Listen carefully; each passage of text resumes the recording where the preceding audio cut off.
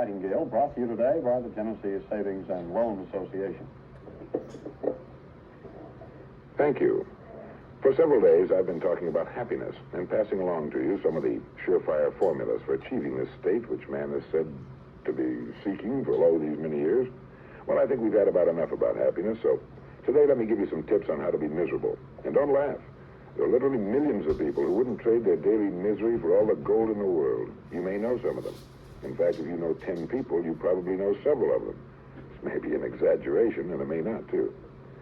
The first step to real professional-type, solid, unremitting misery is to get all wrapped up in yourself and your problems, real or imagined. Become a kind of island surrounded on every side by yourself.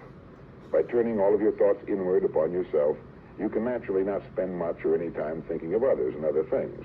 And so finally the outside world, the real world, will disappear into a kind of Hitchcock-type fog. You'll know the world is there because every once in a while you bump into it. But for the most part, it will be murky and indistinguishable.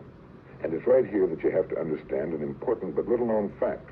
The type of person who turns inward upon himself doesn't have much in the wisdom department, or he'd never do it.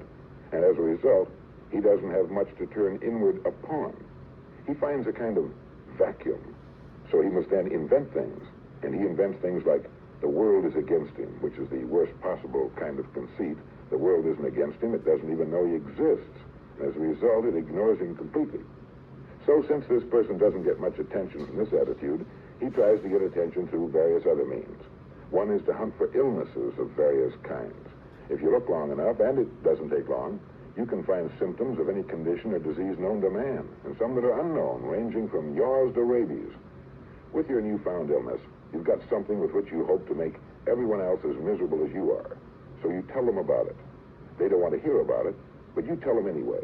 And you watch for signs of sympathy. And at first you get them. So you think you've got it made, and you keep this up with new and interesting medical problems. You wake up every morning feeling rotten, and you let the world know about it. But soon you detect a change. People begin to walk away as you approach. They don't want to hear your deadly recitation anymore. Even your family turns an uninterested deaf ear to your protestations of being on the brink of a slow and painful death. Well, this makes you angry. So childlike, you cry out that nobody cares whether you live or die, and by this time you're pretty close to the truth. So the bitterness deepens, the misery thickens, and you draw farther and farther back into your cave, shouting imprecations at the world, throwing an occasional stone at a passerby, and in general, making a complete ass of yourself. Well, there you have it.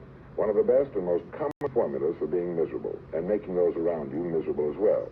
And it all starts with becoming too wrapped up in yourself, feeling that you're important somehow. I'll be back in 1 minute. Many of our miseries are merely comparative. We're often made unhappy not by the presence of any real evil, but by the absence of some fictitious good. And a Hindu proverb says, the miserable are very talkative. And they are, aren't they? This is Earl Nightingale. Thank you. Listen again tomorrow at the same time for Our Changing World with Earl Nightingale.